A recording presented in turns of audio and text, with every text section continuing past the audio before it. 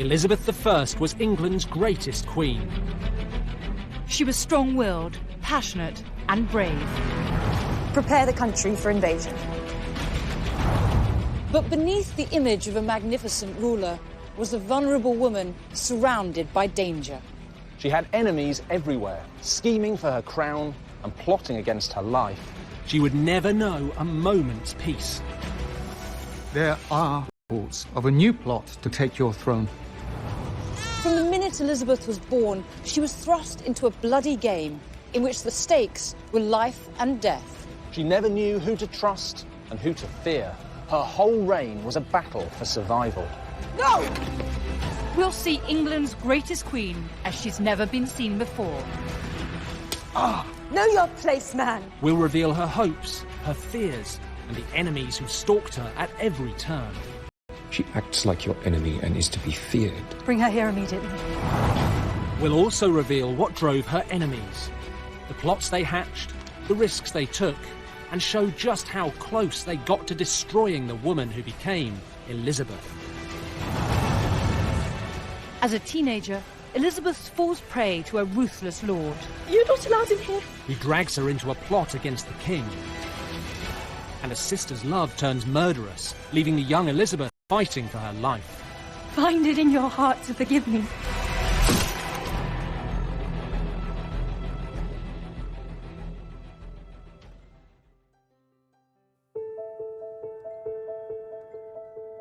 In 1603, Queen Elizabeth was dying. Her 44-year reign had been a golden age in English history. I have the body of a weak and feeble woman. But I have the heart and the stomach of a king. She had famously inspired her country to defy the King of Spain. I myself will take up arms. And she had seen off the Armada. The Spanish fleet has been thrashed. Thank God. Elizabeth survived assassination attempts. You threaten me in my own court. Rebellions. And a bloody feud with her cousin, Mary, Queen of Scots. Oh! How could she?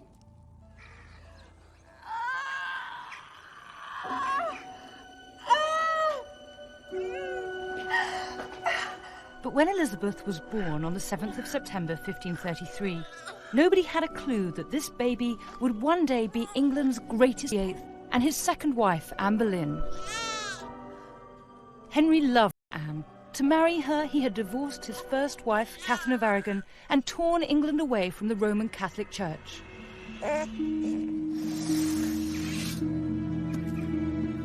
But 3 years later, Henry's love turned to murderous paranoia.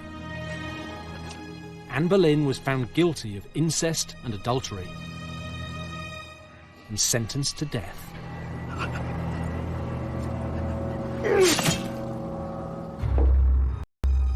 Henry VIII hated Anne and regretted ever marrying her. Now she was dead, he took it out on their daughter, Elizabeth. He declared her a bastard and cut her off. Henry VIII, vain and self-absorbed, was never going to win any Tudor Dad of the Year competitions. He showed virtually no interest in his eldest daughter, Mary, his child with his first wife, Catherine of Aragon. Elizabeth, his second daughter, well, her main use was as political bait, to be married off to some powerful foreign prince if and when Henry felt like it. He was much more interested in his son, Edward, born to his third wife, Jane Seymour, who'd replaced Elizabeth's dead mother. Elizabeth was banished from Henry's court and raised by a series of governesses. Come on, my lady. You've got things to do. But in 1543, when she was 9 years old, her life changed dramatically. Do you wish to have this woman as a wife? To honor, hold, and protect her? I do. I now pronounce you man and wife. On the 12th of July, 52-year-old Henry VIII married his sixth and final wife, Catherine Parr. Catherine was a warm and caring woman, and Elizabeth adored her. Do you like your new dress? I love it, thank you.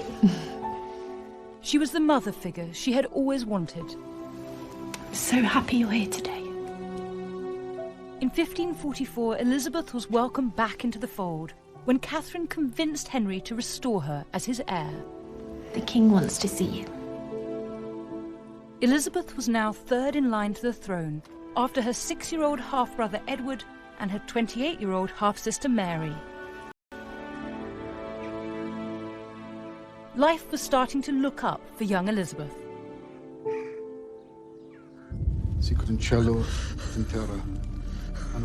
But 3 years later, on January the 28th, 1547, Henry VIII died. But I don't think her whole world was falling apart. I think she respected her father, but there was a healthy dose of fear there too. Remember, this is the man who chopped off her mother's head, married 4 more times, banished her from court, and declared her a bastard. After Henry's death, Elizabeth's 9-year-old half-brother Edward was crowned king. But there was one crucial question. What was going to happen to the 14-year-old Elizabeth? Well, Catherine Parr came to her rescue. She invited the young princess to come and live with her in Chelsea. It's beautiful. So beautiful. It's my favourite. Elizabeth loved living in Catherine's house. Quite a princess. She felt happy and safe. Okay, turn around. Let me see, fast. Thank you. But it wasn't to last. Careful, you'll turn dizzy. Lord Seymour, how wonderful to see you. Catherine Parr was in love with a man called Thomas Seymour. Your Majesty. I'm so happy you're here. He was handsome and charming. Will you join us for dinner? Thank you. It would be my pleasure. The most eligible bachelor in London. Within weeks of Henry VIII's death, Thomas and Catherine secretly married.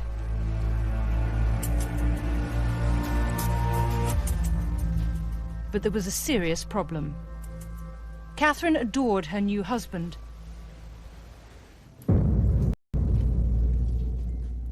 But Thomas Seymour had his eyes on someone else. 14-year-old Princess Elizabeth. And his desire to have her would drag the young princess almost to the brink of death.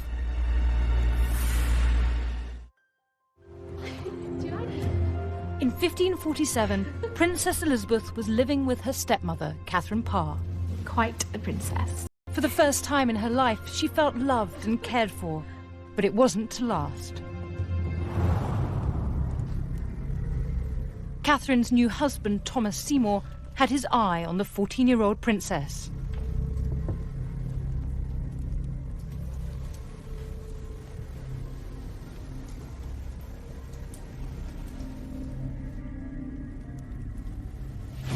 My lord, what are you doing? Why are you...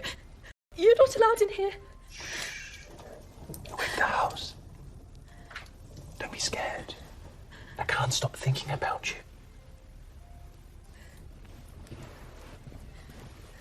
You are the most beautiful girl. Behaviour would be described as grooming. I wanted to see you. Please, my lord, you must leave at once. Grooming Elizabeth was incredibly risky, but Thomas didn't seem to care. I don't think he was bothered for a second by what damage he was doing, and he relied on his natural charm to get him out of whatever trouble his behaviour might land him in. Seymour's terrifying visit wasn't a one-off. He kept doing it for the next year. Please don't touch me.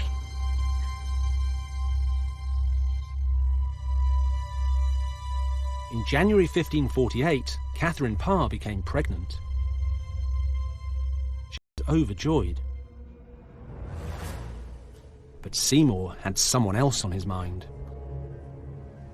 My lord. Princess. All he wanted was Elizabeth. I am your most humble servant. No, my lord, don't. Sweet Elizabeth. Catherine had no idea what Seymour was up to. I fall at your knees and confess you have bewitched me. No, my lord, No, don't you see don't this. understand. I can think of nothing else but you.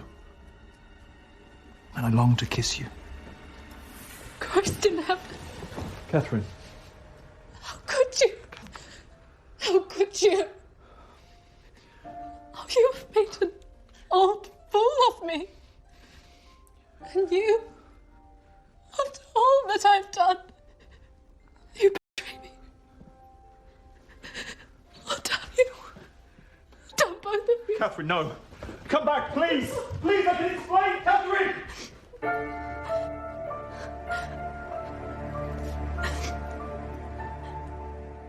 The next day, Elizabeth left. Elizabeth must have felt she was being sent away as punishment, but I think it was the only thing that Catherine Parr could do to keep her safe. She now knew what Seymour was up to, and she also knew that she would soon go into confinement to have her baby, and that meant that Seymour would have unfettered access to the young princess.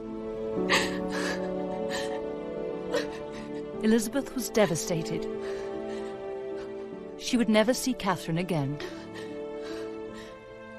On the 5th of September 1548, less than a week after giving birth to a baby girl, Catherine Parr died from an infection she caught during labour. Thomas was shocked by his wife's sudden death, but he didn't mourn for long. In fact, her death probably helped him out, because he was once again one of the most eligible bachelors in England, and a step closer to the woman who might one day give him the throne, Elizabeth. Within weeks of Catherine's death, Seymour was scheming again. He had his eye on a new wife, Princess Elizabeth. But marrying an heir to the throne was never going to be easy.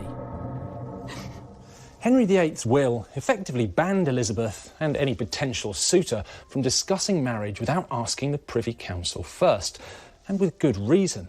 Elizabeth might have been slightly damaged goods, what with her bastardy and her mother having been executed as an adulteress, but she was still the old king's daughter and the new king's sister.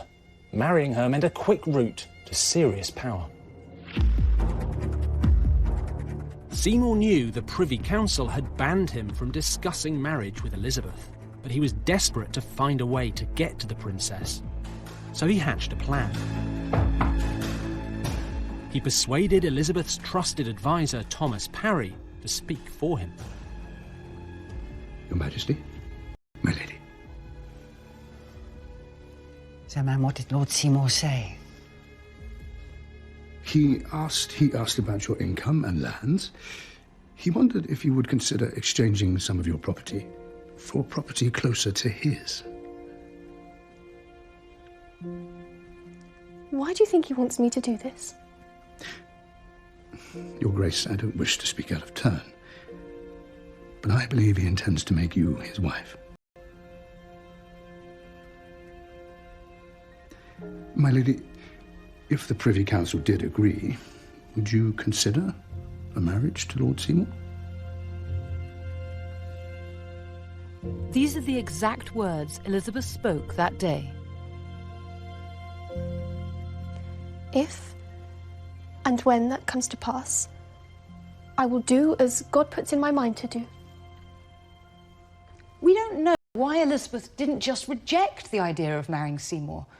Maybe his grooming had worked. After all, she was a naive and vulnerable girl, and he had been manipulating her for over a year. Whatever the reason, Seymour now knew that Elizabeth was potentially interested, and it only made him pursue her even harder. To get his way, Seymour cooked up a bizarre and dangerous plan.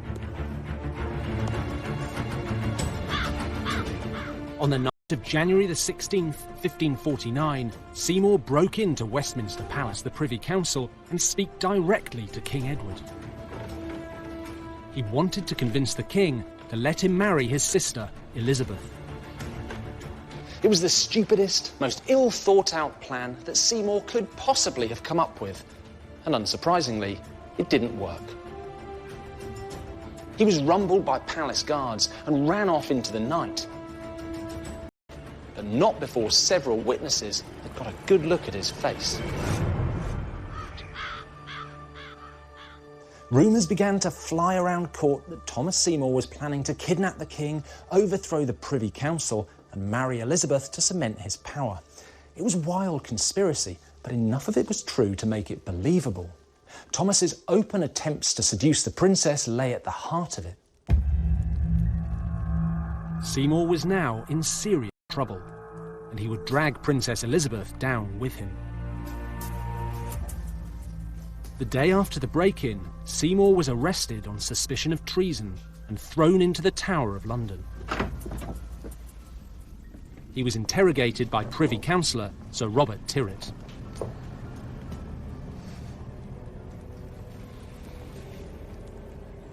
You can't keep me here. I demand to see the king immediately. When he hears of this, I will have your head. I have just left the king. He knows you're here well enough. When you answer my questions, you can leave. Please. Sit.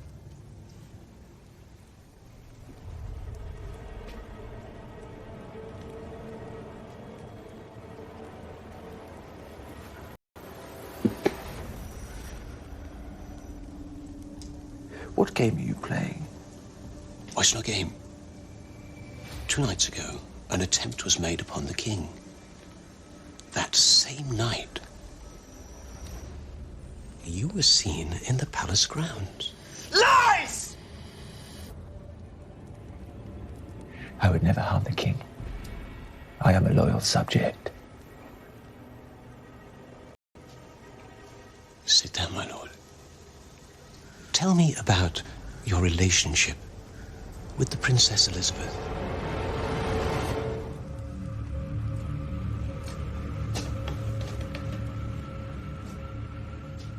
A story started to emerge that Thomas and Elizabeth were locked in a passionate affair. People believed the two lovers planned to kill King Edward, then seize the throne. Elizabeth would be queen. Thomas Seymour would... In January 1549, Sir Robert was sent to question Elizabeth. He believed she was involved in Seymour's plot. Elizabeth was now in the greatest danger of her young life. Sir Robert? Your Majesty, I have been sent by the Council and the King. Lord Thomas Seymour has been taken to the Tower. What? I am investigating claims that you and your household conspired with Lord Seymour to marry without the permission of the Privy Council. Nonsense. Madam, you may be a princess, but you are still a subject of the king and punishable by law. I have nothing to say. Elizabeth denied everything. But Sir Robert was convinced she was guilty, and he was determined to prove it. Sir Robert found out that Seymour had been meeting members of Princess Elizabeth's household. On February the 2nd, her advisor Thomas Parry and her governess Kat Ashley were arrested and questioned. Tell us what's happening.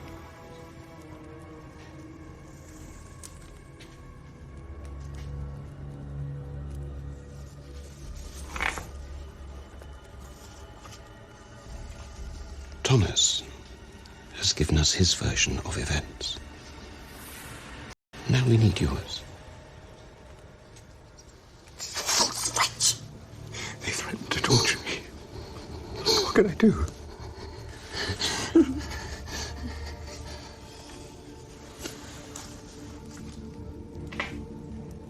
Tell me about Lord Seymour and the princess. I can't tell you what I don't know. Consider your answer carefully. If your confession is full, perhaps the king will show mercy.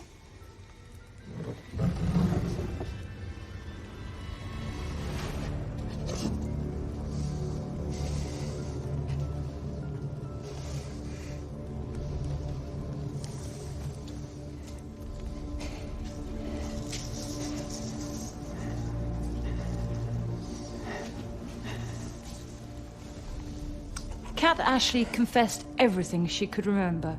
Seymour's unwanted social advances, his sniffing around Elizabeth's fortune, and his plans to marry the teenage princess. She left nothing out. Sir Robert now wanted to know if Elizabeth was Seymour's lover, and if so, to discover her role in the treasonous plot to kill King Edward. If Elizabeth were guilty, it would be treason, and she would face... 1549, Princess Elizabeth was a suspect in a treasonous plot to marry Thomas Seymour and kill her brother, King Edward. If found guilty, she would be executed.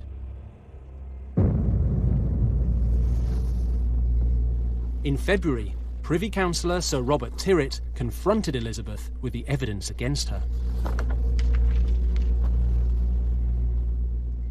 What are these? Mistress Ashley and Thomas Parry have told us everything. The early morning romps, the touching, the secret meetings. I would advise you to do the same.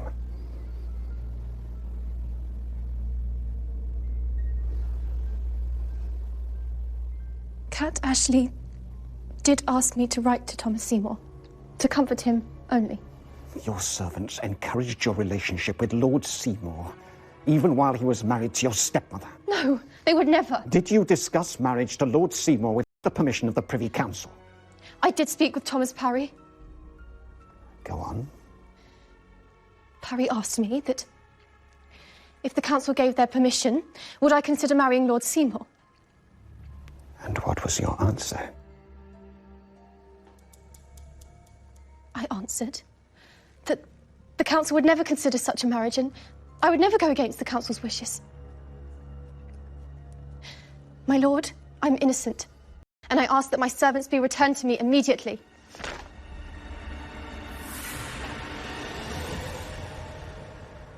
Elizabeth's explanation was incredibly subtle, but it was brilliant. She accepted that Seymour may have been plotting to have her, but she had neither encouraged his advances nor discussed any marriage with him. She had told her servants that she would never consider any marriage without the consent of the Privy Council, and she didn't think they'd give it. So she confessed that Thomas Seymour had committed treason, but that she and her household were innocent. Elizabeth was only 15, but she was no pushover. She was now out of danger. But Thomas Seymour was found guilty of treason. Thomas Seymour had been scheming, plotting, and dragging other people into his power games for years. Now all of his slimy, grasping, underhand deeds had been exposed. The Privy Council decided that the best place for him was the chopping block.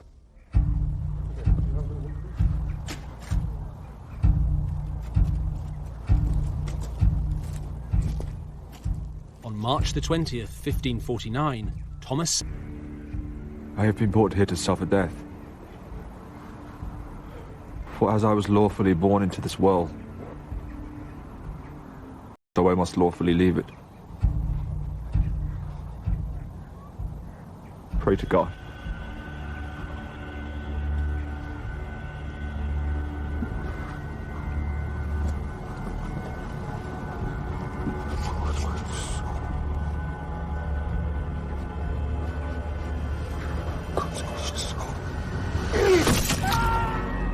Seymour didn't die quickly.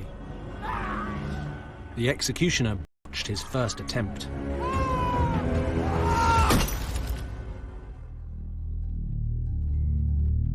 This period of her life had a profound effect on the young princess. Elizabeth had never encouraged Seymour's advances, but she had been naive. She had got caught up in an ambitious man's power games, and it had nearly cost her. The experience would change Elizabeth forever. She now knew that she would always be a magnet for ruthless men. When a man came courting, he would have one eye on her and one on the throne.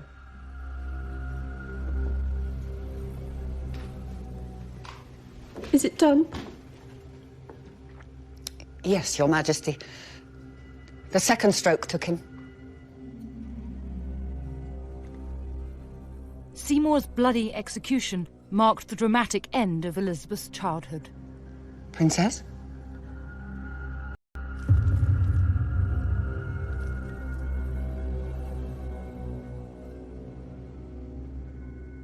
Princess? Princess?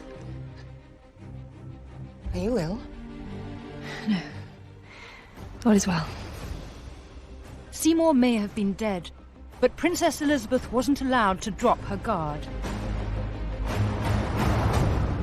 Just 4 years after Seymour's execution, Elizabeth's life was once again thrown into danger when her brother, King Edward, died.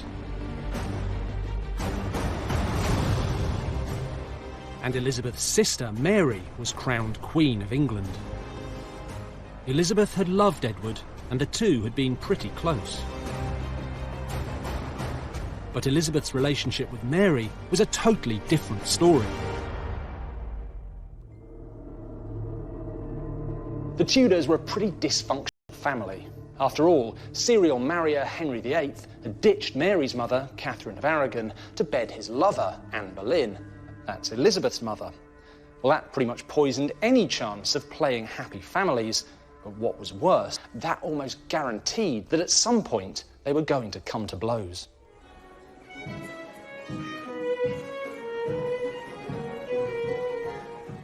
In October 1553, the bad blood between the two sisters got much worse. When Mary agreed to marry Prince Philip of Spain. Philip was a devout Catholic and the heir to a mighty Spanish empire. Mary's decision was massively unpopular, and the population of England went mad. For one very important reason. Tudor sexual politics were pretty brutal. The husband was the boss, and the wife did what she was told. That applied to everyone, even the Queen. If Mary married Philip, he would be the real ruler, and the people of England didn't want their country in the hands of some European power. But Queen Mary was determined to marry Philip and refused to give him up. This was a big mistake. In early 1554, a group of Protestant nobles cooked up a plot to overthrow Queen Mary and put her sister Elizabeth on the throne.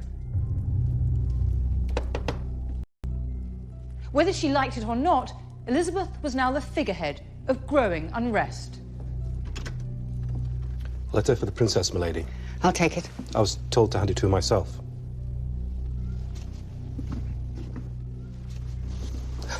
Your Majesty. Thank you. The man behind the plot was Sir Thomas Wyatt, a gentleman soldier and a fiery Protestant. Around January 1554, Wyatt was rumoured to have written to Elizabeth. Wyatt is thought to have wanted Elizabeth to give his plot her blessing. Your Grace, my master kindly requests an answer.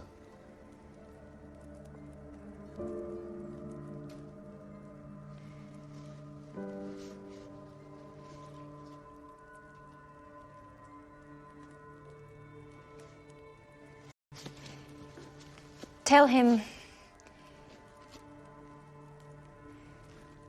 when the time comes, I will do as God directs me to do. Your Majesty.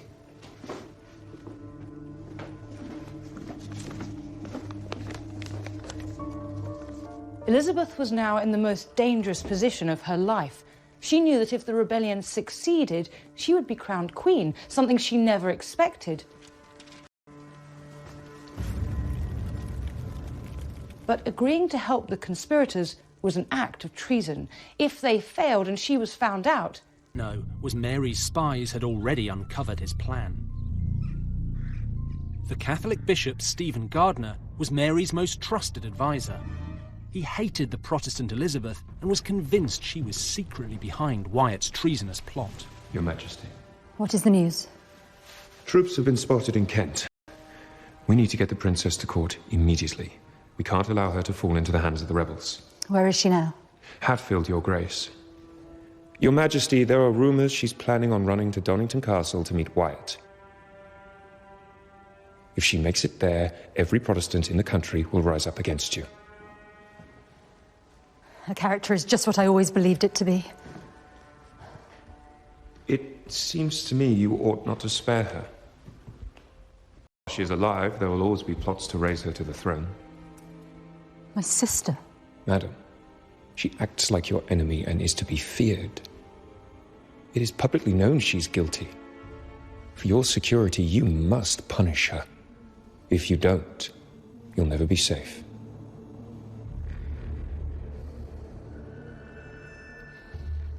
Damn her. Bring her here immediately. Yes, Your Majesty. Archbishop,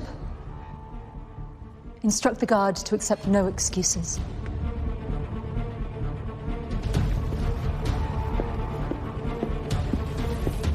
Elizabeth now knew that she was in serious trouble, and she desperately wanted to avoid going to London. But she could hardly say no to a royal summons, so she dragged her heels all the way. It took her 11 days to make the 23-mile journey.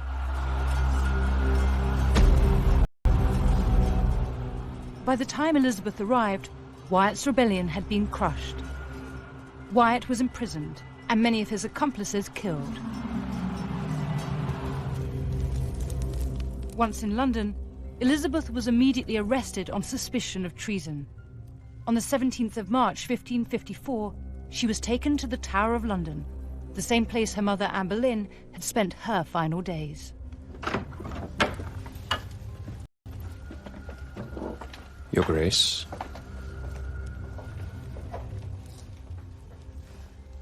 I want to see the Queen.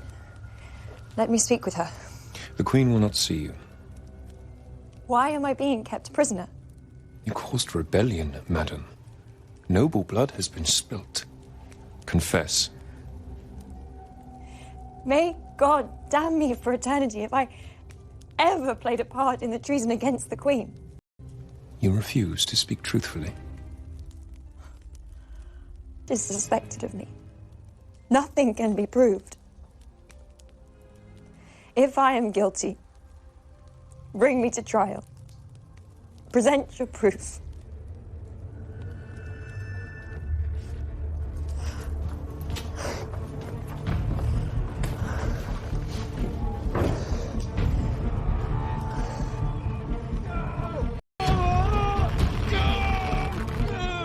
To discover Elizabeth's role in the uprising, rebel leader Thomas Wyatt was tortured. Did the Princess Elizabeth know of your rebellion? No! No! I swear! I swear! As God is my witness! No! No! Mercy! Please! I tell you, the Princess wasn't privy to my uprising.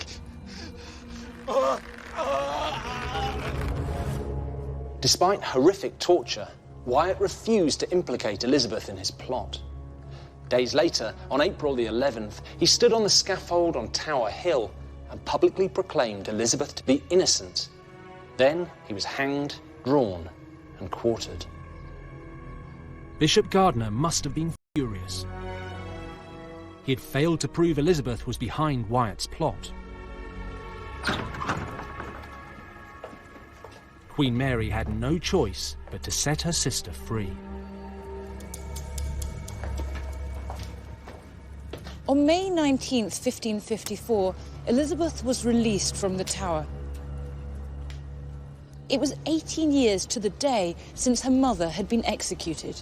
It's not difficult to imagine the relief that Elizabeth must have felt. Elizabeth had dodged the executioner's blade this time, but now she knew her sister and Bishop Gardiner were actively looking for an excuse to send her to her death.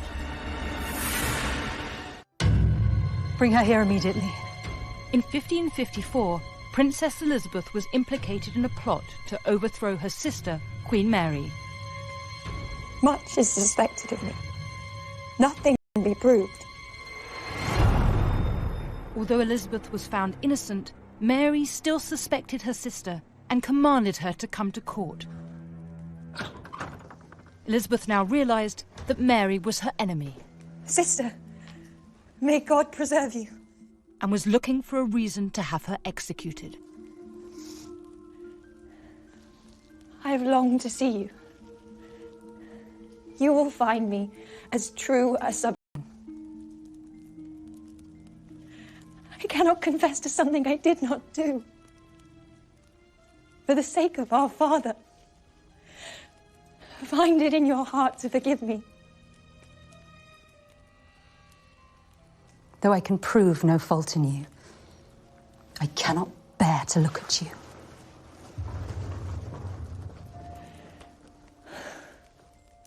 Elizabeth was exhausted, ill, terrified for her life. And Mary was about to become even more powerful.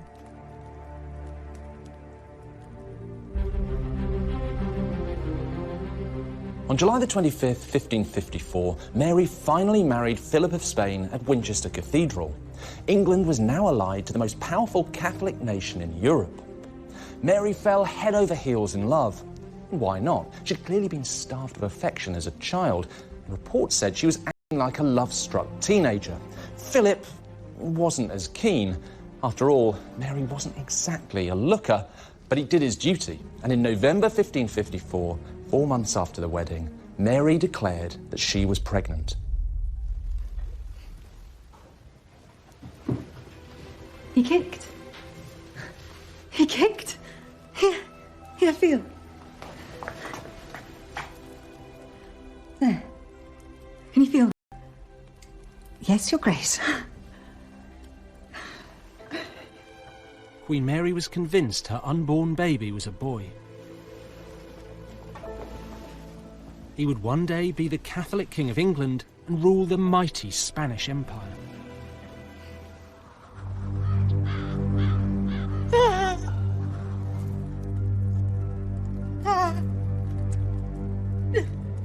But Mary was deluded. There was no baby, and there never would be. Mary had experienced a phantom pregnancy. In the days before scans and tests, this wasn't that uncommon. Women were tricked by their own brains and bodies into believing that they were pregnant. Mary was distraught, but this didn't just happen once. 3 years later, she believed she was pregnant again. But it turned out to be a terrible illness. Historians now think Mary was suffering from ovarian cancer. It would prove fatal. In late 1558, Mary was just days from death. Her Privy Council were terrified civil war would break out if she died without naming an heir. They begged her to name Elizabeth, but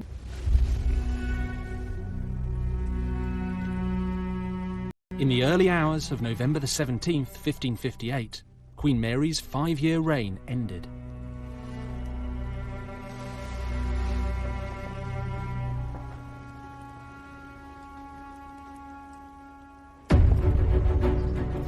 On the 15th of January 1559, Elizabeth Tudor, the daughter of Henry VIII and Anne Boleyn, was brought here to Westminster Abbey to be crowned Queen of England. The 25-year-old Elizabeth walked through these doors towards the altar on a carpet of blue linen. Inside the abbey were thousands of people, all staring at her, mesmerised. For many of the nobles gathered, this was the first time they'd seen her, the princess no one thought would reign over them. Elizabeth was then led up onto the stage, where a bishop proclaimed her queen. And when he asked the congregation if they would accept her as their sovereign, they replied enthusiastically, "Yay, yay!" Elizabeth had survived so much in order to get here. Ruthless men manipulating her in order to feed their ambition for power. Influential Catholic enemies who wanted her dead. And finally, her own sister, who had tried to destroy Elizabeth in a frenzy of paranoia. Elizabeth was now Queen of England. But her troubles were only just beginning.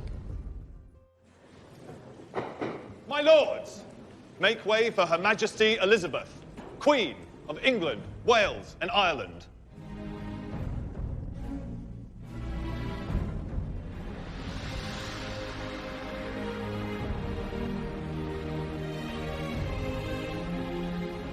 In 1559, Elizabeth Tudor, the 25-year-old daughter of Henry VIII and Anne Boleyn, was crowned Queen.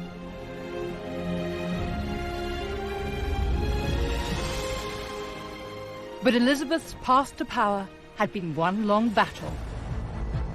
Her mother had been beheaded. Her father declared her a bastard. And her sister Mary imprisoned her in the Tower. I cannot bear to look at you. Elizabeth had survived. She could never drop her guard.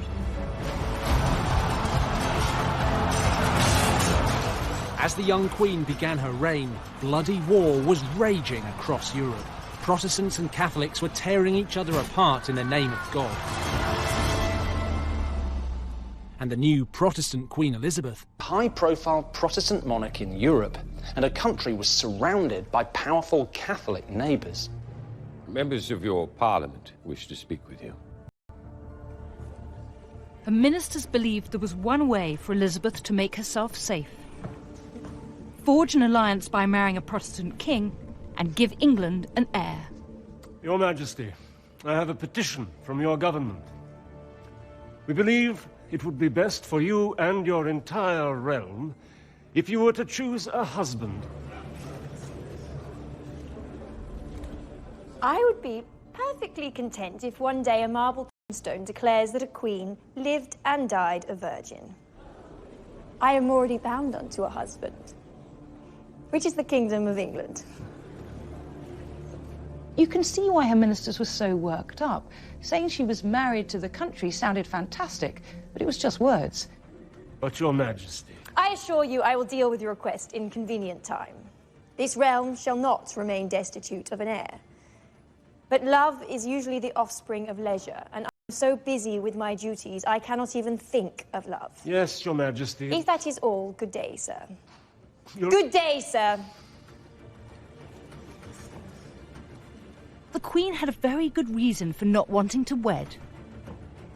Elizabeth knew that marrying would immediately reduce her power, as her husband would take over. She wanted to be a real queen, not a queen in name only. Elizabeth's reluctance to marry and produce an heir was understandable, but it left a huge problem. Who would rule if she was suddenly to die? Power-hungry nobles started to circle, each desperate to be named her heir. The most dangerous of them all was Elizabeth's beautiful and ambitious 18-year-old Catholic cousin, Mary, Queen of Scots. Mary was the only child of King James V of Scotland and his French wife Mary of Guise. When she was just 6 days old, her father died, and Mary became queen. At the age of 5, she was sent to live in France, where she eventually married the future king, but when he died, she returned to Scotland to reclaim her throne there. Once on the Scottish throne, Mary turned her eye to a far bigger prize. She wanted to be named Elizabeth's heir. Now, Mary and Elizabeth were both descended from the first Tudor king, Henry VII, so Mary had a pretty good claim, and she knew it. In 1561, she sent an ambassador to Elizabeth asking to be named as heir. Elizabeth's rejection would have terrible consequences that would last over 20 years. So why did Elizabeth refuse to name Mary as her heir? After all, she was family, and her claim was a strong one. Well, it all came down to religion.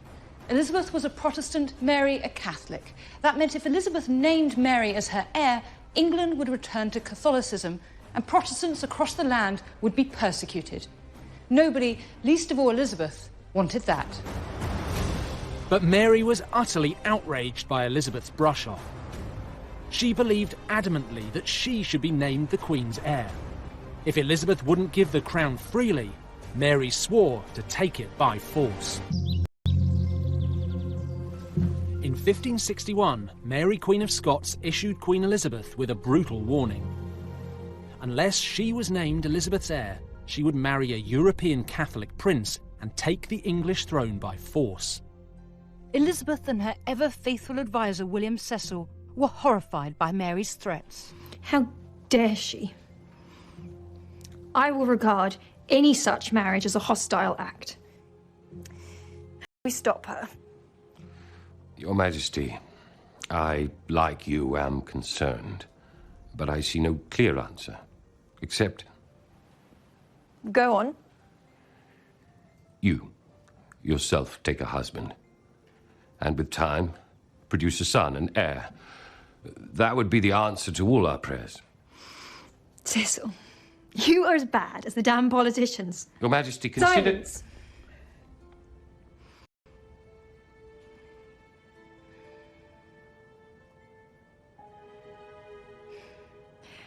What if we were to tell my sister Queen that we would consider her place as heir if, in return, she scrapped her plans to marry a foreign prince and married an English noble? Would you make such an offer? I may. Your Majesty. Elizabeth's idea was a risk. It meant that if she died without producing a natural heir, Mary would be Queen of England.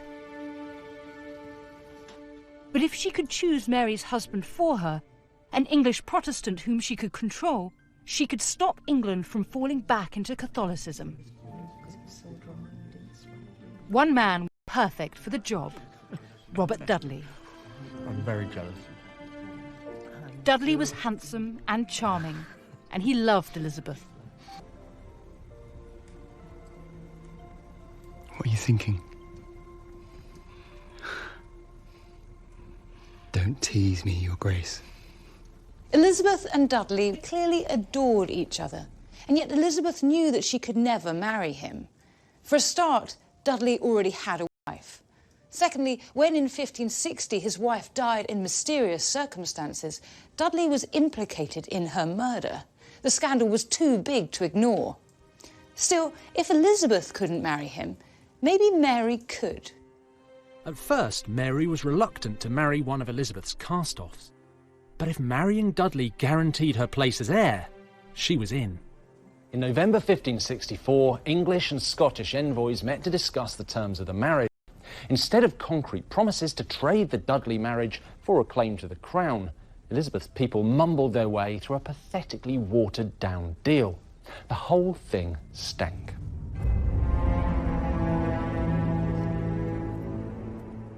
When Scottish ambassadors told Mary that Elizabeth refused to guarantee her place as heir, she was furious.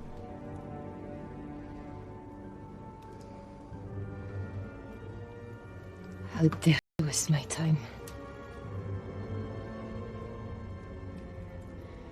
She has abused me.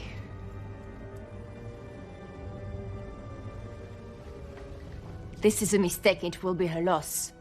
I will not trust her from this day forward. Mary felt totally betrayed. She swore to find her own husband, and together they'd snatch Elizabeth's crown.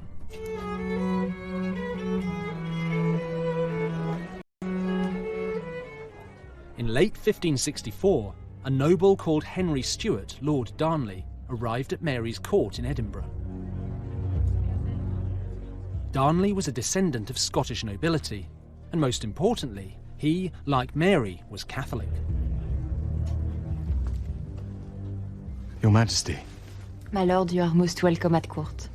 would you do me the great honor of dancing with me?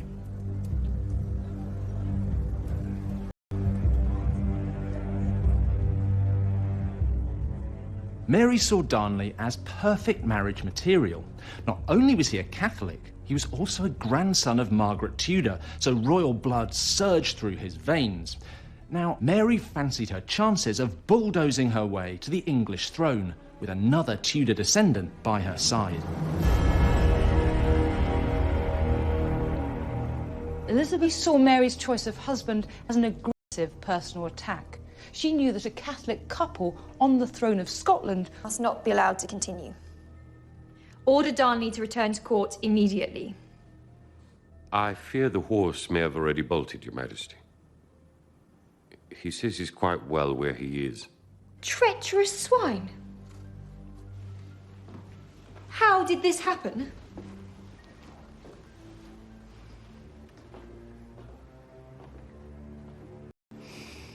Send an envoy to Scotland. Tell my cousin she can have her pick of any English nobleman. If she refuses, all goodwill and kindness ends immediately. Yes, Your Majesty. But Mary refused to trust Elizabeth again. On July the 29th, 1565, she married Darnley. The Catholic royal couple were passionately in love, and now a credible alternative to Elizabeth's Protestant rule. And they were just north of her border. In August 1565, Elizabeth was given the bad news. Madam, the Scottish Queen has married Lord Darnley. My cousin forgets herself. She's now no more than my worst enemy. How could she? Your Majesty, rumour has it she has named Darnley king. No!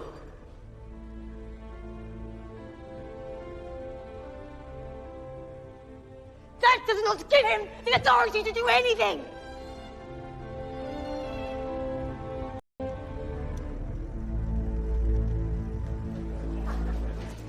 Fortunately for Elizabeth, Mary's marital bliss didn't last long. Within weeks of the wedding, Darnley revealed exactly the kind of man he was. A drunk, arrogant, sexual deviant.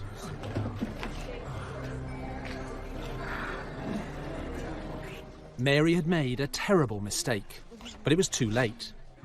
Mary was already pregnant. On June the 19th, 1566, Mary went into labour.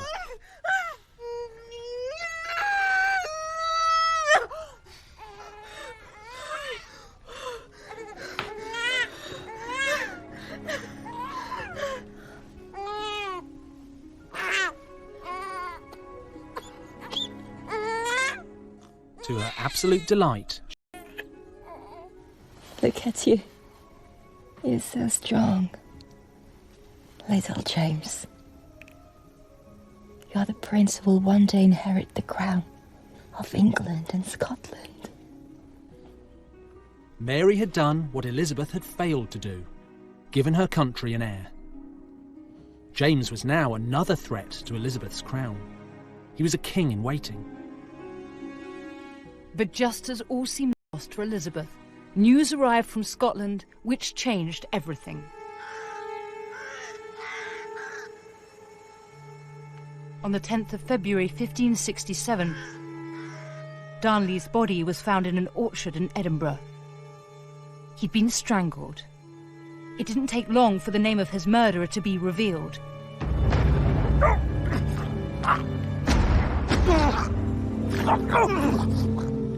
James Hepburn, Earl of Bothwell. Bothwell was a violent and jealous thug. And rumour had it, he was also Mary, Queen of Scots' lover. When Elizabeth heard that Mary was linked to Darnley's murder, she was disgusted. But she saw a way that she could use it to her political gain. She wrote her cousin a letter. This is a copy of the actual letter, and it begins, "My ears are so deafened, and my understanding so grieved, and my heart so affrighted by this horrible news of the abominable murder of your late husband and my killed cousin." And further down she says, "I exhort you, and I counsel you, and I beseech you to take this thing so much to heart that you will not fear to touch even the closest to you if it concerns him." Elizabeth is telling Mary that she needs to bring Bothwell to justice if she wants the world to think that she is innocent of the crime. Elizabeth is warning her that this is going to be incredibly damaging to her honour and reputation, and that she needs to act carefully if she doesn't want to fall from the rank of royalty. Elizabeth sounds concerned, but I wonder if there wasn't a part of her that wasn't enjoying every minute of this.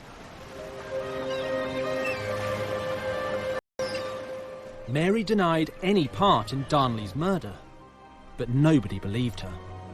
On April the 24th, 1567, Mary and Bothwell were forced to run to Dunbar Castle in East Lothian. At first, people believed Mary had been abducted. But news soon reached Elizabeth that she had married her husband's suspected killer. You asked to see me, Your Majesty. Than to marry such a man. A man charged with the murder of her own husband. Scotland is a quagmire. It is said she has given Bothwell more land and titles than she ever gave her husband. No friend in the world could like this marriage.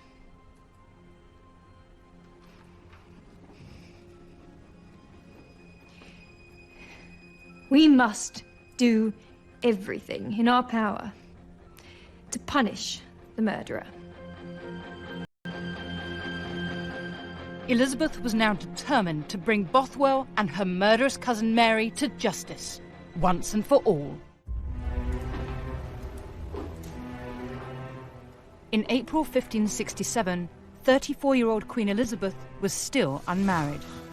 Her cousin, Mary Queen of Scots, had recently wed for the third time to Lord Bothwell,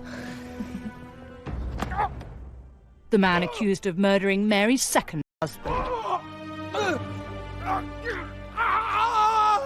Mary's increasingly bizarre marriages were starting to make Elizabeth's decision to stay single look pretty sensible. Scottish nobles were outraged at Darnley's murder, and they put troops in the streets to bring the killers to justice. Bothwell fled, but Mary, now pregnant again, surrendered. Mary handed her infant son, Prince James, over to her captors. He was marched through the streets of Edinburgh in disgrace. As she walked, people shouted out, "Burn the whore, burn the murderess." They spat, and they held up placards showing her as a mermaid, the symbol of a prostitute and an adulteress.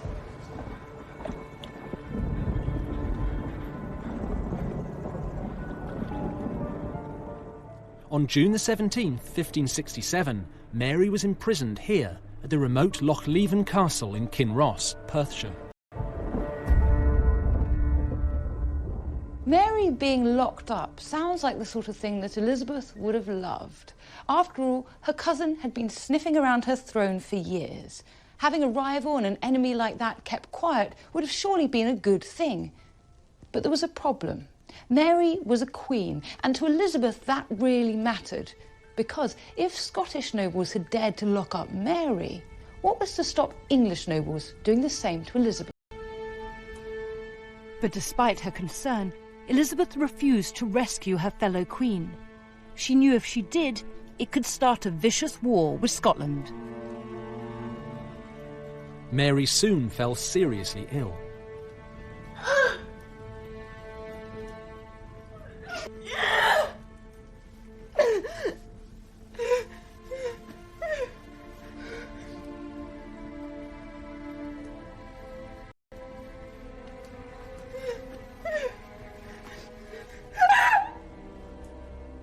In early July, she had a miscarriage. She'd been carrying twins.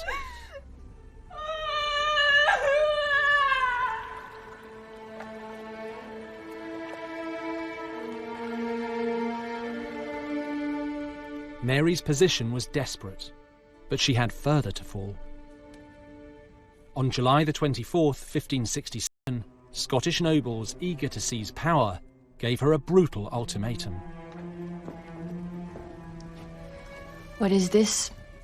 It is the decision of the Council that you are so exhausted in body, mind and spirit by the responsibilities of government that you can no longer rule. How dare you? I'm your queen. You will abdicate in favour of your son James. A regent will be appointed until he reaches the age of maturity. What? No.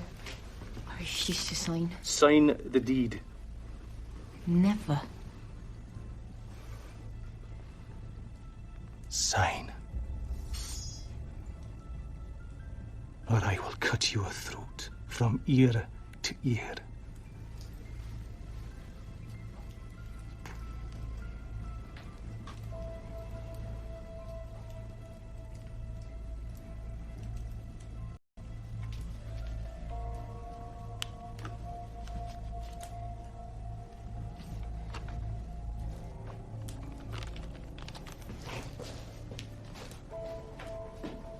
When God sets me free, I will not abide by this. For this was done against my will. Days later, Mary's one-year-old son, James, was crowned King of Scotland. But Mary was to fight back. On May the 2nd, 1568, Mary convinced a young lad called Little Willie to row her across this loch. She was determined to win her throne back. The problem was, apart from Little Willie, she barely had two friends in Scotland to rub together. In fact, there was only one person she knew who had the power to put her back where she thought she belonged: Elizabeth. Mary's escape plan worked, and 2 weeks later she arrived in England. But if Mary thought Queen Elizabeth would welcome her with open arms, she was seriously deluded. Where is she now? Cumberland. She asks your grace, with respect, it would be foolishness to help a queen who has schemed and plotted against you for so many years. Her arrival in England was not merely inconvenient. It was exactly the thing that Elizabeth and her councillors had feared since the beginning of her reign. Across Europe, Catholics and Protestants were slaughtering each other. Until now, Elizabeth had managed to keep the Catholics in her kingdom under control. But the arrival of Mary meant that they had a figurehead around whom to rally. Your Grace, we cannot let her roam freely in England. She would be an inspiration to any Catholic rebel in your kingdom and beyond.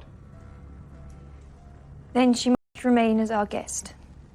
Not in a prison, but neither free. She must be kept under constant watch.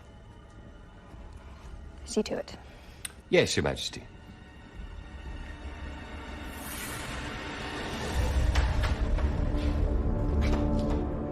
Mary was immediately arrested and held in Carlisle Castle.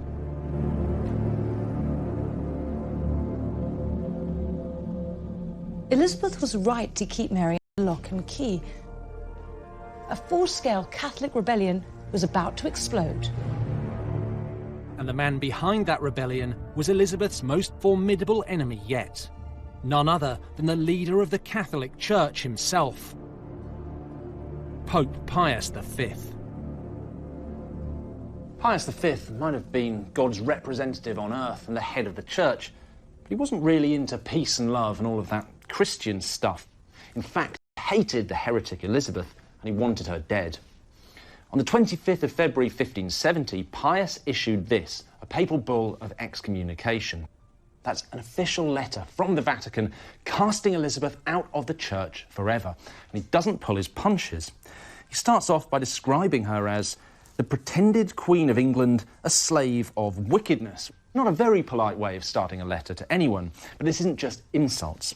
He goes on to say, "We do declare her to be deprived of her pretended title to the kingdom, and of all dominion, dignity, and privilege whatsoever." And that's very important, because this is a licence for any foreign king or prince to invade England, kick Elizabeth off the throne, and maybe even kill her. And there's more. He goes on to say that the nobility, subjects, and people of England are absolved from their oath, duty, dominion, allegiance, and obedience, and that anyone who disobeys him in this, we do imitate with the like sentence of anathema. Translation: people of England, if you obey your queen, you're going straight to hell. Central to his plan was Mary, Queen of Scots. He wanted to overthrow Elizabeth and put Catholic Mary on the throne of England. The Pope's declaration meant that every Catholic in the country was now a potential enemy to Elizabeth. Cecil desperately needed his queen to see the terrible danger that she was in. Your Majesty, we ignore this threat at your peril. I do not want my subjects to be mistreated or questioned in matters of faith, as long as they obey the laws of this realm. I refuse to make windows into the souls of men. With respect, this is a mistake! All known Catholics should be brought in for questioning. If found guilty of treason, they should be punished! No, Cecil! That is not the answer! Leave! Cecil had every right to be terrified. There were Catholics throughout the land.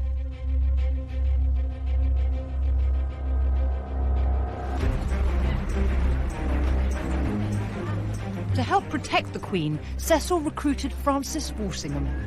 Walsingham was a devout Protestant and fiercely loyal to Elizabeth. He became her chief spy. Walsingham made Mary the #1 enemy of the state. He wanted her dead. But there was no proof that Mary had been involved in the Pope's plot to overthrow Elizabeth and put Mary on the throne. And without evidence, it would be impossible to persuade Elizabeth to execute her fellow queen. Cecil and Walsingham couldn't kill Mary, but they could break her. As the weeks turned to months and the months to years, conditions in Mary's cell deteriorated. Elizabeth knew that conditions in Mary's prison were worsening by the day, and I think on a personal level this would have greatly troubled her. But she also knew that her life and England's future hung by a thread, so she tolerated Cecil's slow throttling of Mary's freedom. By 1586, Mary had been in prison for 18 years. She was desperate to escape. That summer, her chance finally came. A letter was smuggled into Mary's prison. It was sent by a Catholic noble, Anthony Babington. These are his exact words. My dear sovereign and queen, unto whom I owe all fidelity and obedience. I am horrified by the terrible conditions you have been kept in. The removal of your royal person from your home, Elizabeth. We undertake to deliver you from the hands of your enemy and to kill the heretic queen. There are 6 noble gentlemen, all my private friends, who for the sake of the Catholic cause and your Majesty's service will kill Queen Elizabeth. Babington wanted Mary to give his plot her blessing. Freeing was a huge risk. If she was caught, it meant the executioner's block. On the other hand, what did she have left to lose? Mary thought about Babington's proposal for over a week. Eventually, she made up her mind. Mary dictated her response to her secretary. When the affairs are prepared and your forces are ready, then it will be time to set the 6 gentlemen to work.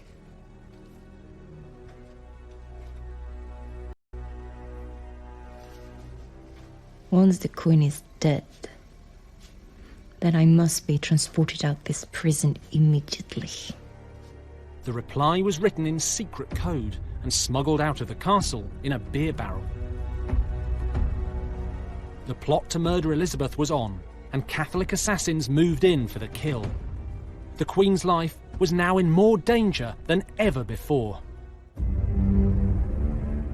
The summer of 1586, Mary, Queen of Scots, gave her blessing to a Catholic plot led by Sir Anthony Babington to murder Queen Elizabeth and put Mary on the throne. But Elizabeth's spymaster, Francis Walsingham, was onto the treasonous conspiracy.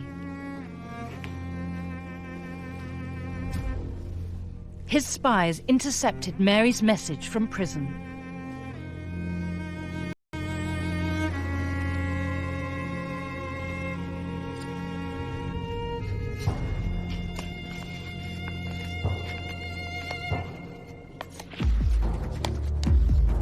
Walsingham now had proof that Mary was plotting to overthrow Elizabeth.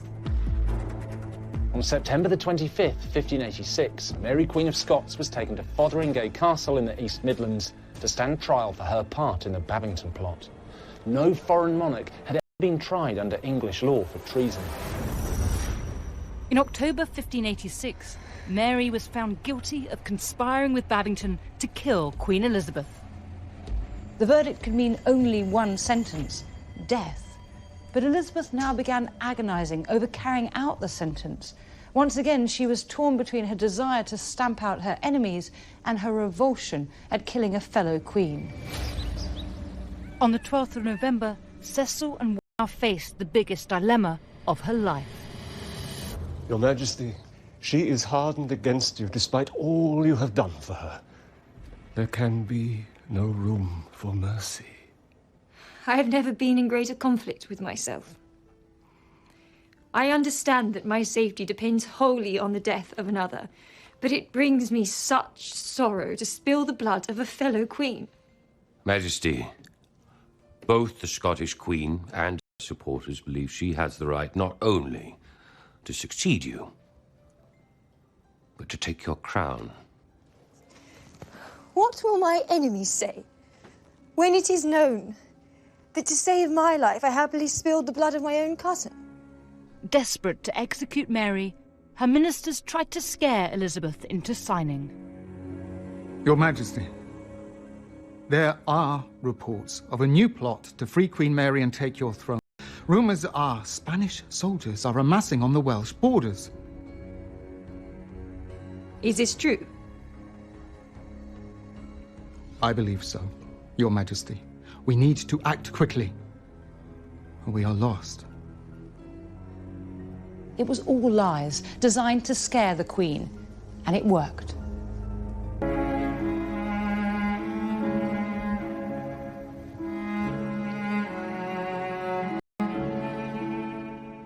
On the 1st of February, 1587, after months of stalling, Elizabeth finally asked for Mary's death warrant.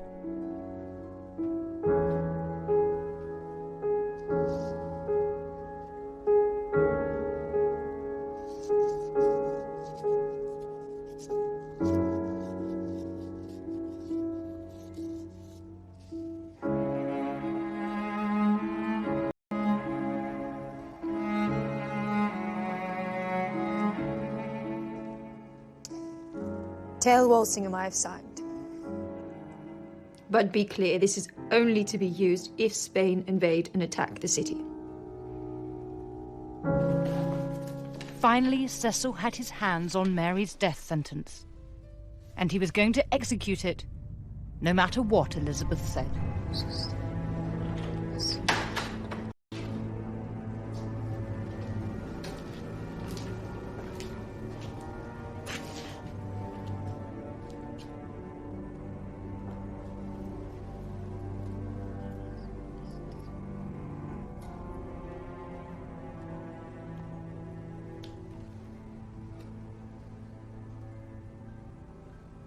I did not think that a queen would consider.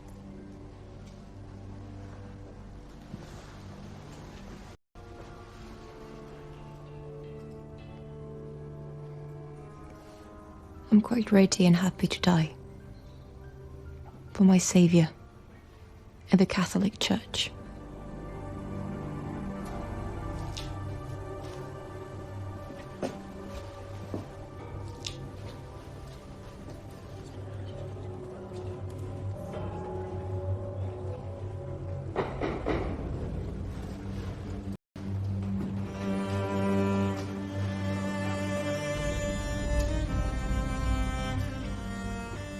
On February the 8th, 1587, after 19 years in prison, Mary Queen of Scots was brought before her executioner at Fotheringay Castle in Northamptonshire.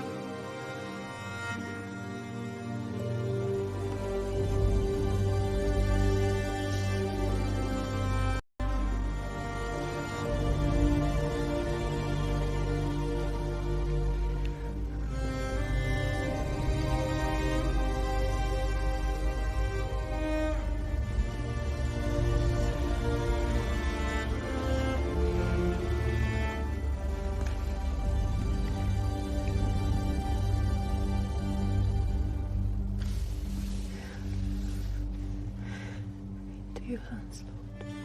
I commit my spirit. Into your hands, Lord. I commit my spirit. Into your hands, Lord. I commit my spirit. Into your hands, Lord. I commit my spirit.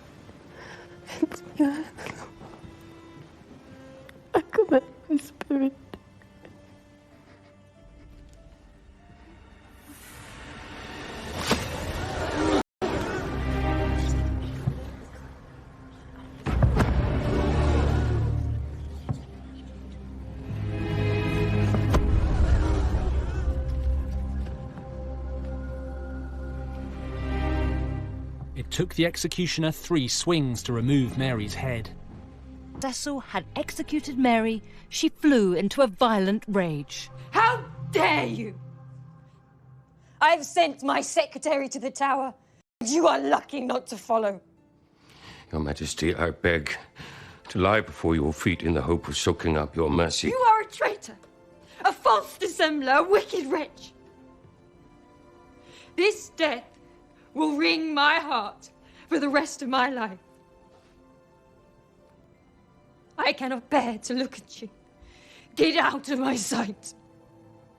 Get out!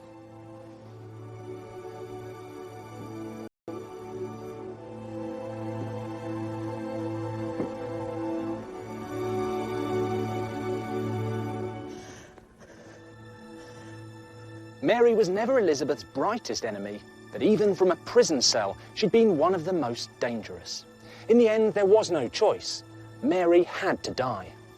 Mary would haunt Elizabeth for the rest of her life. She and her ministers had killed a monarch. They had crossed a line. And just as Elizabeth had feared, there would be terrible consequences. Elizabeth is now in her 50s and facing the greatest challenge of her reign, the Spanish Armada. We are like a lamb to the slaughter. We must act while we have the chance.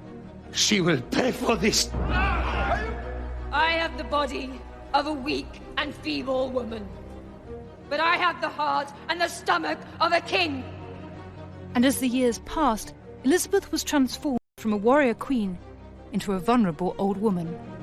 You threaten me in my own court. At the mercy of a man she had once loved. Her conditions are as crooked as her carcass.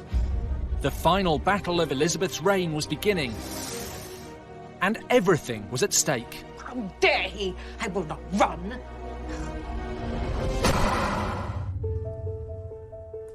In 1585, Elizabeth was 52 years old. She had been Queen of England for more than 25 years. So far, she had survived countless threats to her life and freedom. From her father, Henry VIII, her sister, Mary, I cannot bear to look at you. the Pope, All known Catholics should be brought in for questioning. and her cousin, Mary, Queen of Scots. She has abused me. I will not trust her. Against all the odds, Elizabeth had survived. But she now faced an enemy deadlier than all the others put together. King Philip II of Spain. Philip was rich, bloody religious war. Throughout his reign, he'd funded several plots against the Protestant Elizabeth, but all of them had been unsuccessful. But in 1585, the Pope asked Philip to invade England, imprison Elizabeth, and haul the country back to the Catholic Church. King Philip had no stomach for wars. They were expensive and risky, but he couldn't say no to the Pope's demands. There is no better time to strike. How big an operation do you think we will need? 400, 500 ships, capable of carrying 55,000 men. We will also need supply vessels to carry horses, provisions, and His Holy Father has offered 1 million ducats for the enterprise. Take a message to the Pope. I accept his invitation to conquer England.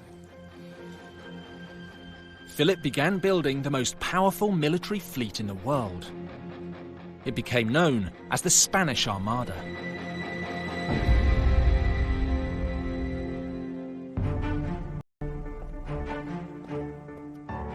So how did Philip plan to invade? At the Queen's house in Greenwich, there are charts drawn up in 1590. So here's Philip's master plan. He was going to use his 130 warships, that's what we call the Armada, to engage the English fleet. Now, while that was happening, another 300 smaller boats would ferry 26,000 Spanish troops from here in the Netherlands to here on the south coast of England. Once that was done, the warships would drop off another 18,000 men, and together that massive army would march through Kent to London, seize the capital, and capture Elizabeth.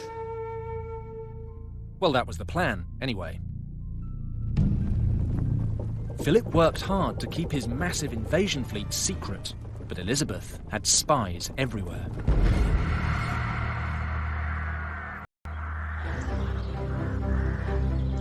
In February 1587, intelligence reports reached Elizabeth's chief spy, Sir Francis Walsingham, and advisor William Cecil. They needed to make Queen Elizabeth see the terrible danger she was now in.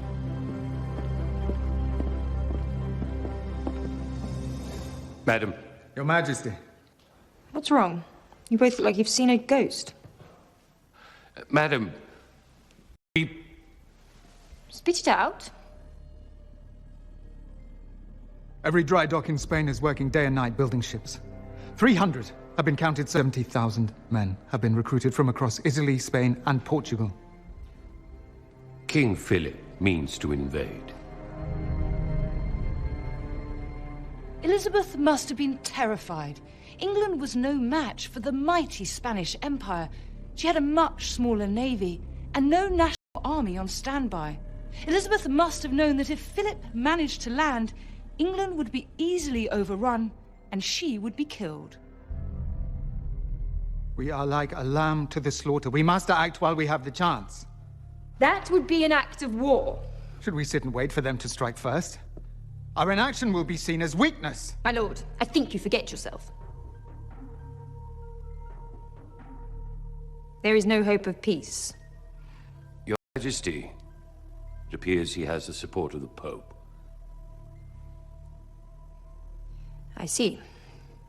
The longer we wait, the more dangerous the situation becomes. How must we proceed? Sir Francis Drake has offered to lead a squadron of warships to harass the Spanish war effort. He could buy us precious time. This was a very real dilemma for Elizabeth. If she allowed Drake to attack Philip's fleet, she risked starting a war. But if she did nothing, she risked losing her kingdom and her head. On the 15th...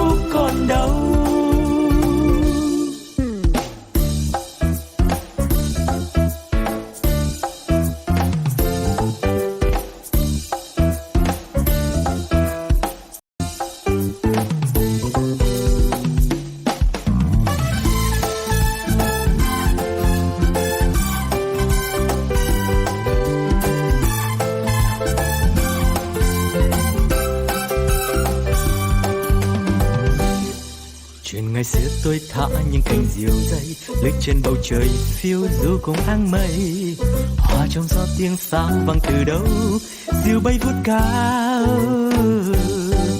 rồi cùng nhau chia phe chơi tròn thuyền dưới bóng cây đa già bên sân đình bãi sông, làm cô dâu chú rể chỉ kiều la trò chơi rước dâu. 15th of March 1587, Elizabeth gave Francis Drake permission to attack Philip's fleet.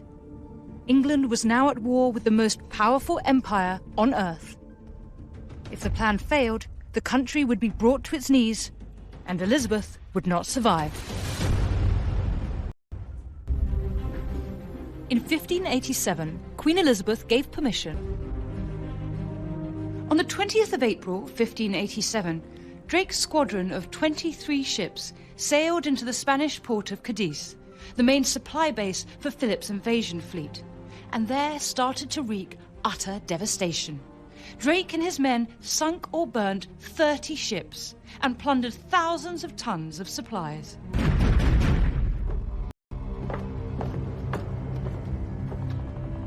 News of Drake's daring attack soon reached Philip. How did this happen? The English sailed into port under Dutch flags. Our men had no warning. How dare she? She will pay for this! Philip now had no choice but to delay the invasion until his fleet could be repaired.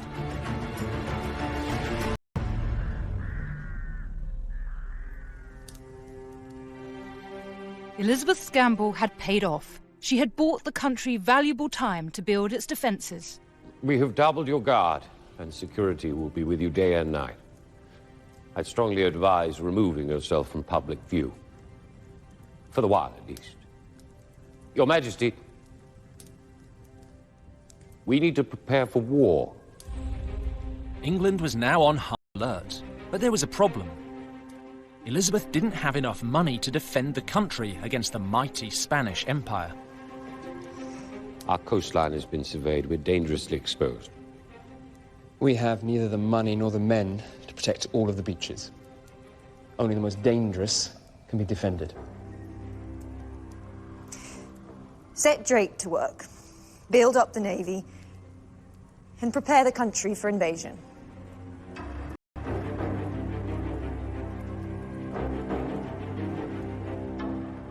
Elizabeth and her commanders assembled around 34 warships, but they were desperately short of trained men, ammunition, and gunpowder. They would be no match for Philip's invasion fleet.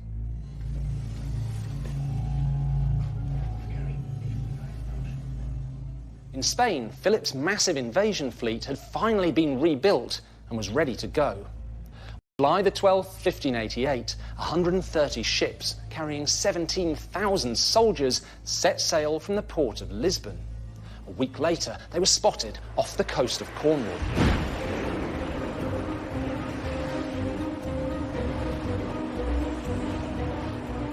On the 29th of July, the English fleet sailed out of Plymouth to face Philip's armada.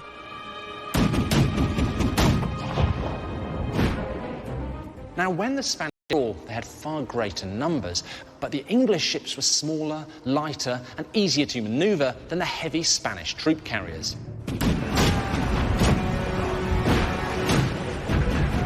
For the next 12 days, the English and Spanish fleets pounded each other. Against all the odds, the English fleet got the upper hand. The Armada was defeated. All in all, the Spanish lost 15,000 men and 60 of their 130 warships. The English didn't lose a single ship to the enemy. On the 18th of August, unaware that the Armada was being blown north, Elizabeth went to rally her troops. She travelled to Tilbury in Essex, where many of her soldiers were stationed, and it was there that she delivered one of the greatest speeches of all time.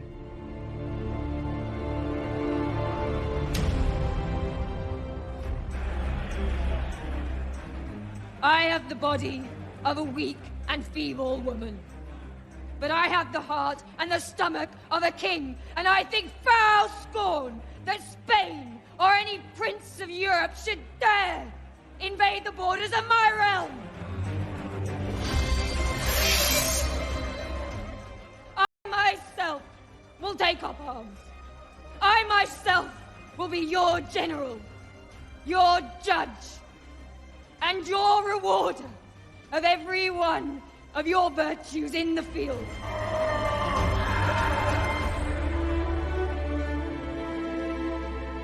Elizabeth had beaten the most powerful empire in the world.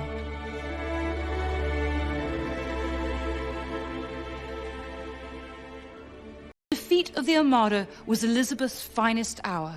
She had never been so loved nor so popular. Elizabeth and her subjects saw the victory as a sign that God was on their side. They were the chosen people, and Elizabeth and the Protestant cause clearly had God's backing.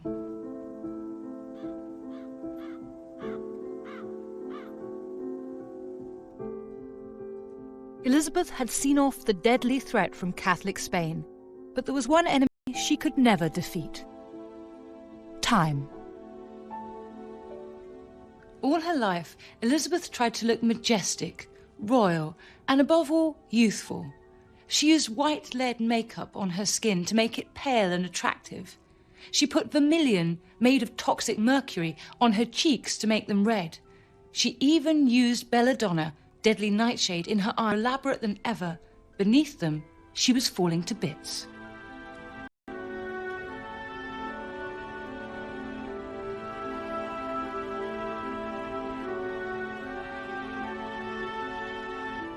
Elizabeth's court was also decaying. Her trusted advisors were either dead or dying. William Cecil was in his 60s, riddled with gout and desperate to retire. Your Majesty. What have we to do today? Elizabeth now had to rely on a new generation of advisors. They would cause her no end of problems. With William Cecil on his sickbed, his son Robert became Elizabeth's private secretary. And this is the new taxation bill. Elizabeth also appointed her favourite, Robert Devereux, Earl of Essex, as her privy councillor.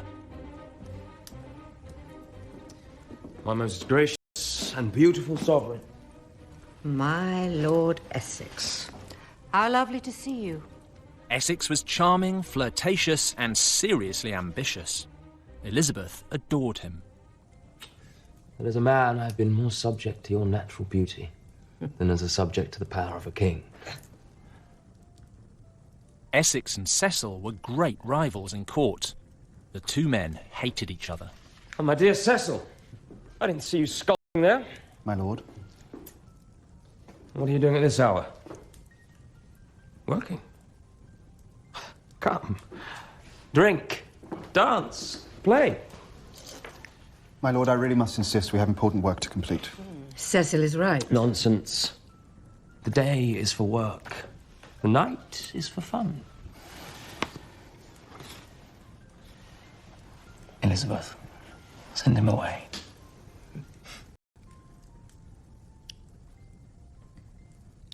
Cecil, let us finish this in the morning. Your Majesty, we really need It can wait. Yes, Your Majesty. Essex was notoriously spoilt, but he made Elizabeth feel young again. Come, dance.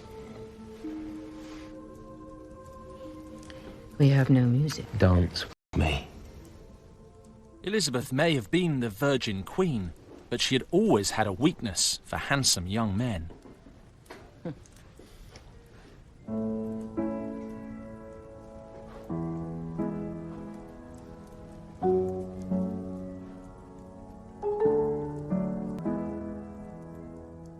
Elizabeth's attention made Essex the top dog at court, but that was about to become a very big problem, because Essex's raging ambition would bring Elizabeth and the whole country to their knees.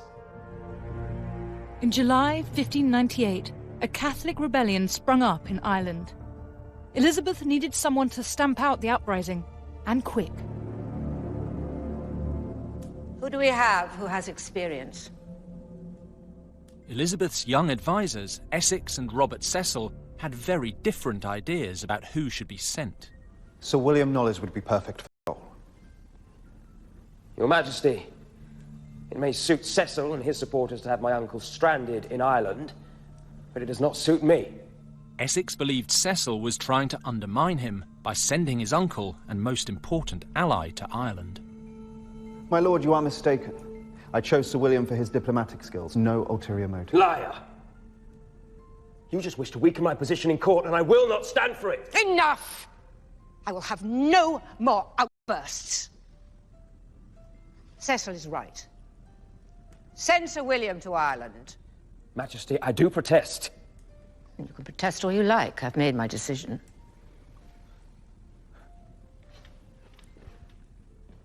How dare you turn your back on me? You will not dismiss yourself in my presence! You threaten me in my own court.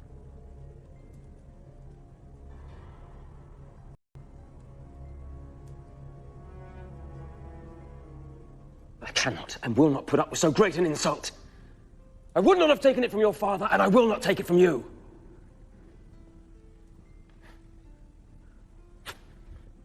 Get back!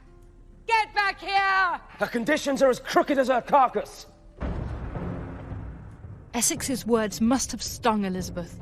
She had believed he loved and cared for her. But it was all lies. She had been made to look like an old fool. Essex had shown himself a threat to Elizabeth's authority. But before long, he would do more than threaten her. He would try to seize her power in a bloody coup. We fight to the death! Are you with me? Are you with me? In July 1598, Elizabeth's favourite, Lord Essex, turned on his queen. I cannot and will not put up with so great an insult. I would not have taken it from your father, and I will not take it from you. Essex scuttled off to his estates in Wanstead, and believing he'd done no wrong, he waited for an apology. Continued, but in August 1598, the Queen received two terrible pieces of news. The first was that William Cecil, her trusted advisor and dear friend, had died. The second, a report that the rebellion in Ireland had escalated, and the rebel leader, Hugh O'Neill, Earl of Tyrone, had ambushed a garrison of English troops, killing over 2,000 men. Elizabeth needed a military leader to attack Tyrone in his stronghold in Ulster and crush the rebellion. One man was desperate for the job. Essex. Still sulking? Your Majesty, I've come to offer you my services. I have no need of what you offer. I warned you, time and time again. If you continue to misbehave, my patience would turn to fury. Your Majesty, allow me to prove my loyalty. Send me to Ireland. And you are qualified. I have the trust and respect of your soldiers. I've commanded your forces before and won great triumph. Essex saw this as his chance to get back into Elizabeth's good books. My queen, I promise, send me, and I will defeat your enemies and bring you the head of the traitor Tyrone. Very well. Go to Ireland and bring that rude and barbarous nation to heel. Majesty. And Essex, do not make me regret my decision.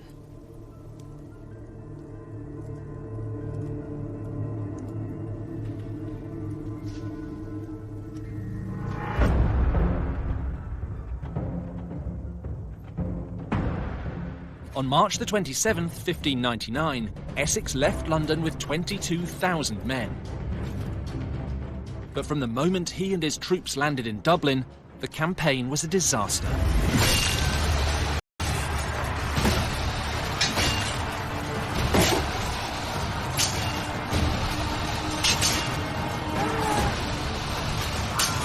The Irish rebels fought a fierce guerrilla war.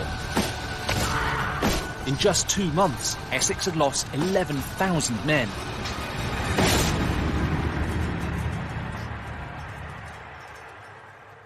Those who survived were so demoralised they refused to attack Ulster, Tyrone's stronghold. This army is nothing more than a ragbag of raw recruits with no fighting experience. Where? They take any advantage they are offered and fight in the woods and bogs, but our horses are useless. If Her Majesty does not grant me the means to do my job, I hope she does not expect a great result.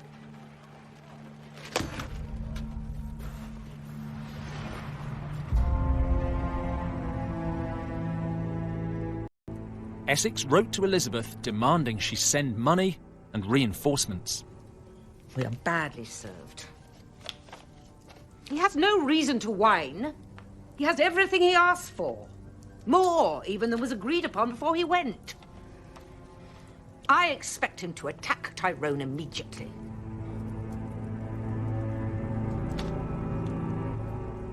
In August, Essex marched on Ulster, which was Tyrone's stronghold, but he didn't attack. Instead, on September the 7th, expressly ignoring Elizabeth's instructions, he secretly met the Irish rebel leader to negotiate a peace deal. It was a seriously bad move. News of the secret meeting soon made it back to Elizabeth. What is this? Majesty, I apologize for the intrusion. I have a report from Ireland I think you should read.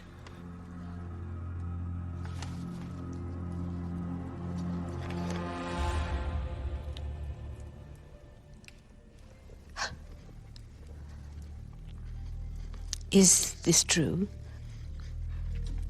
Lord Essex and the rebel leader talked alone for half an hour or more. He has agreed a truce.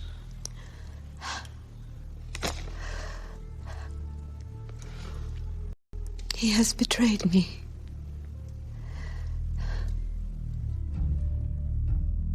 Elizabeth was horrified by Essex's disloyalty.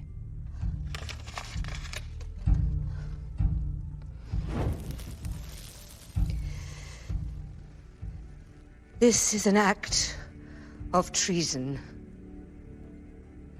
Take a message immediately.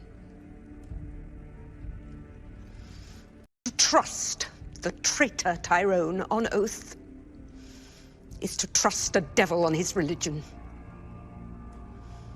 Whatever arrangement he has made with him, unless he yields to having English forces planted in Ireland, then this is a hollow peace.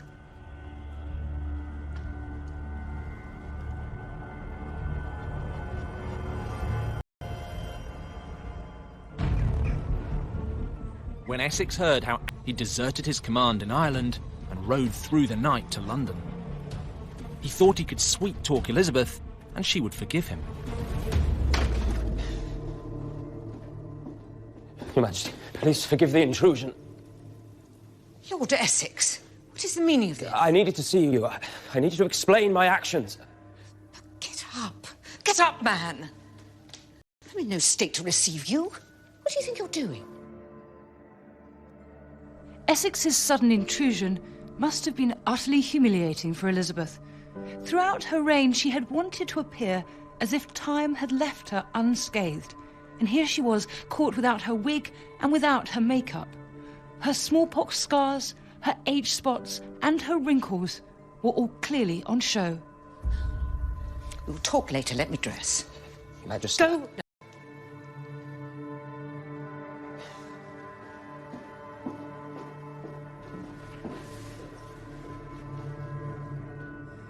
Elizabeth kept calm, and at first she seemed forgiving towards Essex. But her mood quickly darkened. Later that same day, Elizabeth summoned Lord Essex to court to explain himself. Why did you desert your post in Ireland? My most dear sovereign, members of your council are poisoning your ear to me. Do you deny that you disobeyed my orders?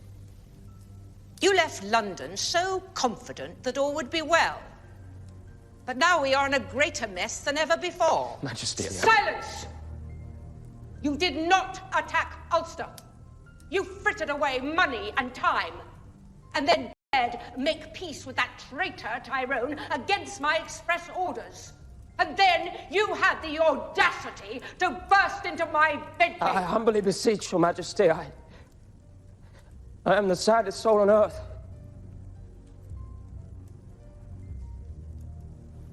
Begone. I need time to consider my response. On the 5th of June, Elizabeth stripped the Earl of Essex of his title. She banished him from court, and she placed him under house arrest. Essex was utterly humiliated, but there was worse to come.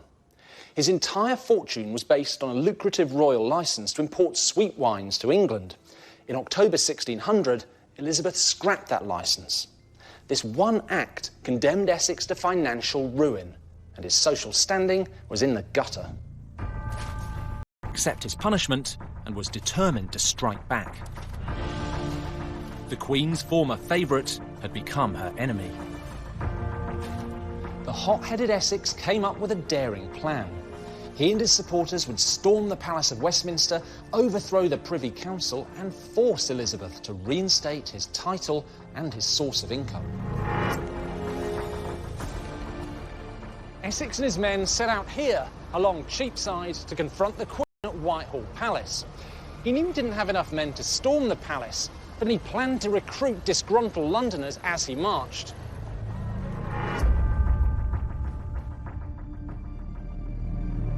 This was the first time in her 42 years as queen that Elizabeth had been in personal danger in her own capital city. Madam, we have no time. We need to get you to safety. He plans to attack the palace. We must act quickly before we are overrun. How dare he! I will not run. Barricade Charing Cross. This treacherous rebel will not pass, and I will not sleep until he is taken. Cecil, I want Essex proclaimed a traitor in every street of the city. And anyone who joins him in his uprising will also join him at the gallows.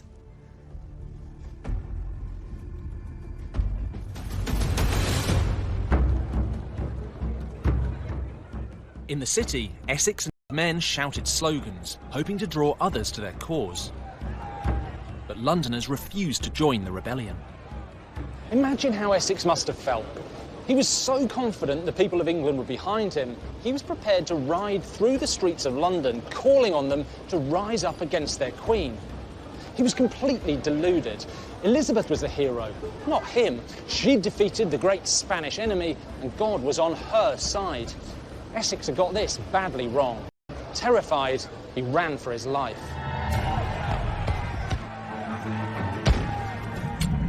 Essex and his supporters made it back to his house on the Strand, but Elizabeth's troops soon had him surrounded.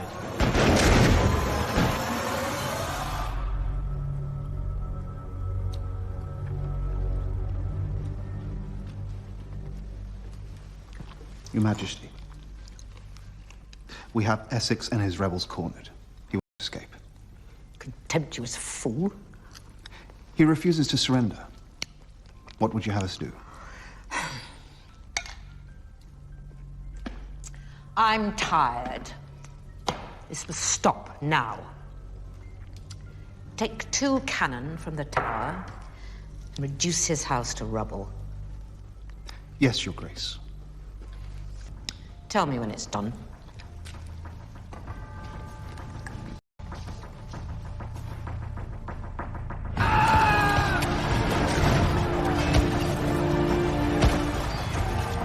Cannons! Cannons! When Essex saw the cannon being wheeled into position, he knew the game was up.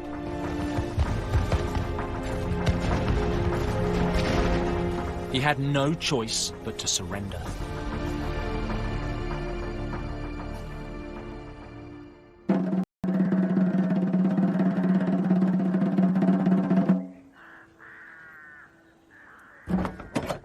On the morning of February the 25th, 1601, Essex was taken to the Tower of London. He'd been tried, found guilty of high treason, and sentenced to death.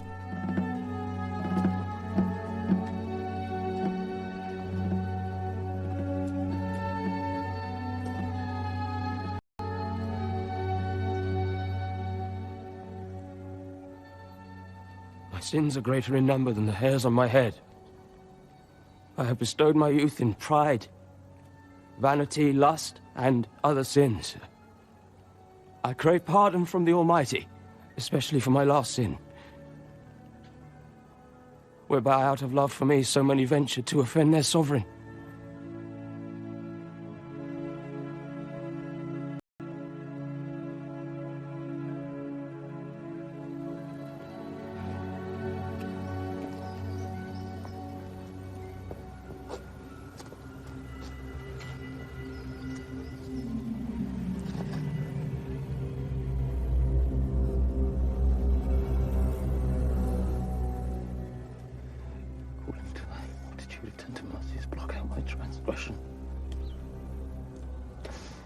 Strike home, executioner! Strike home!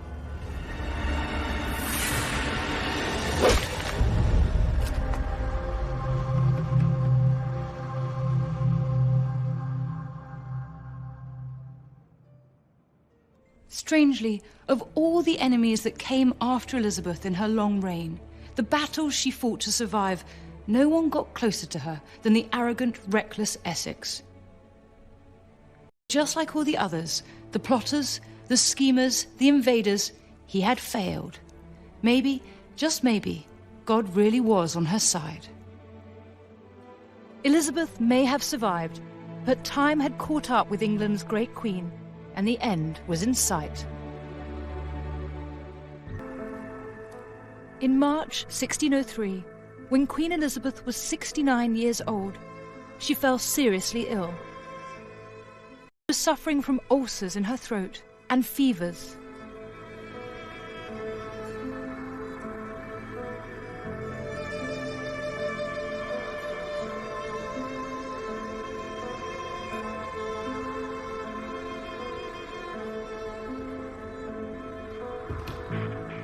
For 11 days, she sat on her bedroom floor, refusing to get into bed. Your Majesty.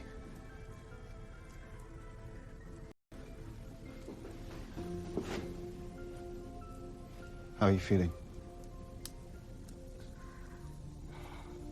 I know nothing in the world worthy to trouble me. Your Majesty, the doctors all say the same. You need to eat. I know my health better than they. I am not in as much danger as they think. Elizabeth thought that if she got into bed, she would never get up again. Her fighting spirit was still very much alive. Then rest at least, please, Your Majesty. Let me help you to your bed. I will not. Your Majesty, I must insist. Little man must is not a word to use to princes. Your father, had he still been alive, would not have used such a word.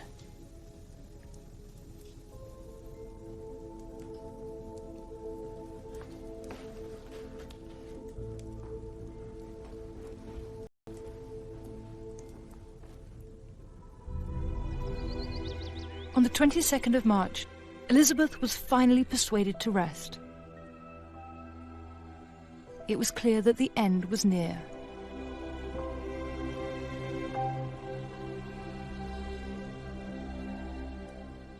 On her deathbed, Elizabeth was asked to name her heir. The naming of a successor is like the tolling of my own death bell. I will have no rascal succeed me. Who should succeed me but... According to Robert Cecil, Elizabeth chose King James VI of Scotland, the son of her great rival, Mary Queen of Scots.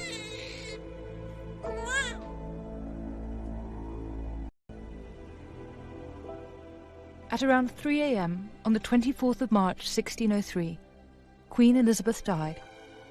She was 69 years old.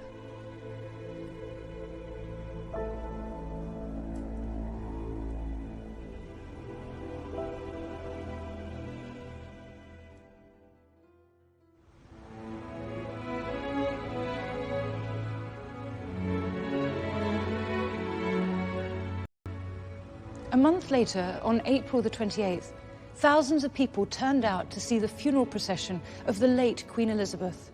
Her coffin, covered with purple velvet and carried on a chariot drawn by 4 great horses, was brought here to Westminster Abbey.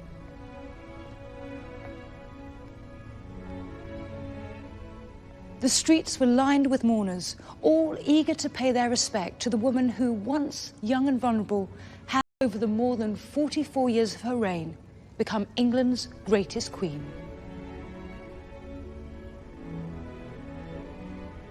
Even in death, Elizabeth cannot escape her enemies. She shares her tomb with one of her greatest opponents, her half-sister, Mary I. It was hoped that the two sisters would finally make peace in the afterlife.